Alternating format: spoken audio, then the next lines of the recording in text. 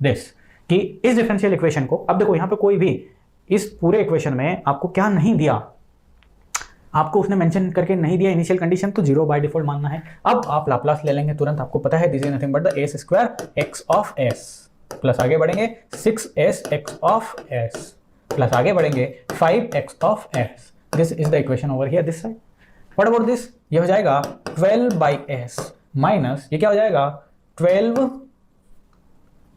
e to the power minus 2t है, so this is nothing but s plus 2।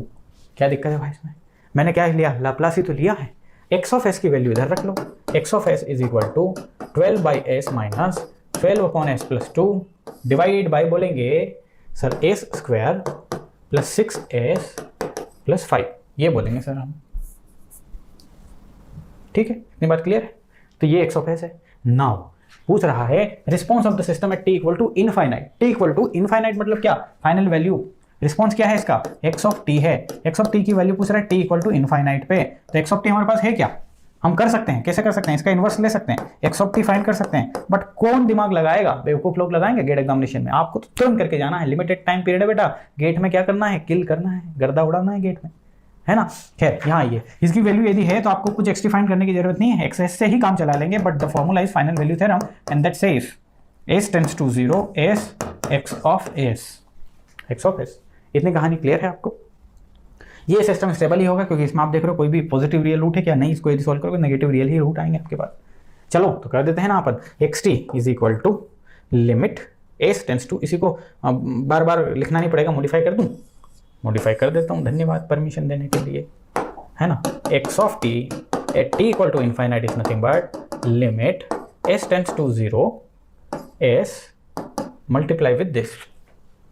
Okay, anything else इसने पूछा है क्या हमारे पास, कुछ भी और भी कहानी पूछी है क्या, नहीं पूछी है।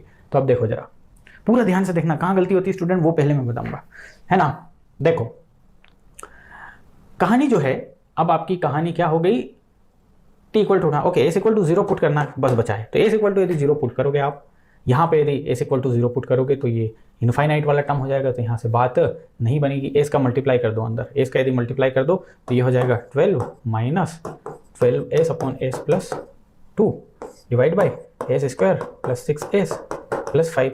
रखो 0 जैसे ही रखोगे तो ये कहानी हो जाएगी 0, ये दोनों कहानी 0 हो जाएगी और ये हो जाएगी 12/5। 12/5 की value 2.4, so 2.4 is the answer. Clear है ना इतना। अब क्या करते हैं बच्चे गलती, ये देखा अरे यार कि यहाँ तो कुछ ये बचेगा नहीं और s equal to 0 is the answer. गनीमत है कि इसमें नहीं है, बच गए बेटा।